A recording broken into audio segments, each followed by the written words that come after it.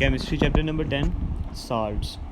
Beta salts are the ionic compounds generally formed by the neutralization of an acid and a base. बेटा salts जो हैं वो ऐसे compounds होते हैं, देखें एसिड और बेस के बारे में जो है वो हम लोग डिटेल से पढ़ चुके हैं और उन दोनों के अंदर जो है वो हमने न्यूट्रलाइजेशन रिएक्शन भी पढ़ा था कि जिसमें साल्ट की फार्मेशन होती थी।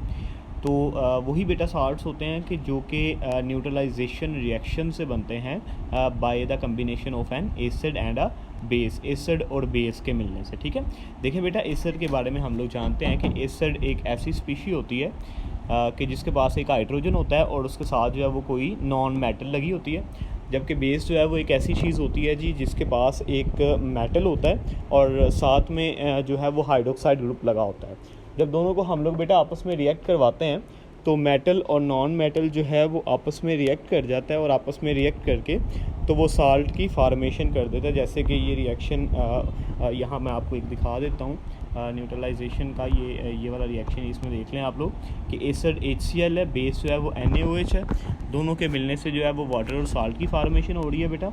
अब ये साल्ट के अंदर देखें कि एक आपके पास Na है, Na कहाँ से आया? बेस से।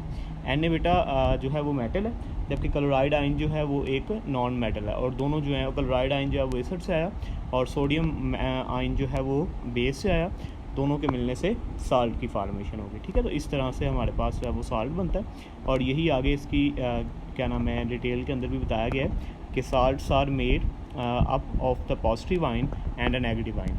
अ कैटाइन जो कि पॉजिटिव आयन होता है is a metallic ion derived from the base, base से आता है, therefore it is called the basic radical, while the anion is derived from an acid, therefore it is called the acid radical.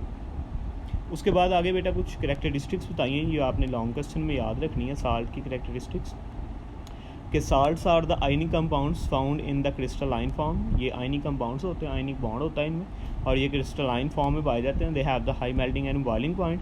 Most of the salts contain water of the crystallisation. ज़्यादातर कुछ salts होते हैं जिनके पास water of crystallisation होता है। ये वाला जो पॉइंट है बेटा ये शॉर्ट क्वेश्चन में भी आता है कि what do you mean by the water of crystallisation, या फिर write the name of the salts which have the water of crystallisation.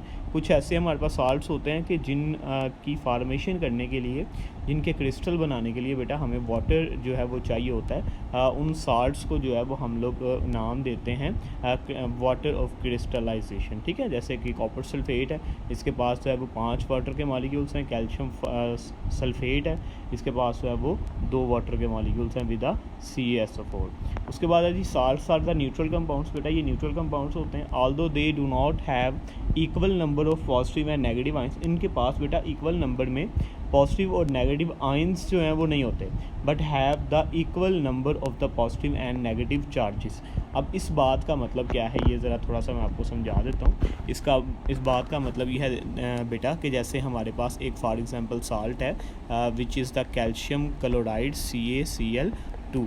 तो बेटा इसके अंदर CaCl2 के अंदर पॉजिटिव और नेगेटिव आयंस जो है ना वो सेम नहीं होंगे, क्योंकि एक CaCl2 के अंदर 2 क्लोराइड आयंस होते हैं और एक कैल्शियम होता है, एक कैल्शियम का आयन और 2 क्लोराइड आयंस। तो देखिए आयंस जो हैं वो सेम नहीं है, लेकिन चार्जेस जो हैं वो सेम होंगे। कैसे चार्जेस सेम होंगे बेटा? इसके ऊपर -1 चार्ज है, इसके ऊपर जो है वो +2 चार्ज है, तो दोनों तरफ जो है वो चार्जेस सेम है। ये 2 जो हैं वो -2 हो जाएंगे और ये जो है वो +2, तो चार्जेस सेम है लेकिन आयंस जो हैं उनकी तादाद जो है वो सेम नहीं होती। ठीक है, तो ये इसमें जो है वो आप लोगों ने याद रखना है। अब ये हमने जो है वो साल्ट्स के बारे में पढ़ा, कैरेक्टरिस्टिक्स पढ़ी बेटा साल्ट्स की।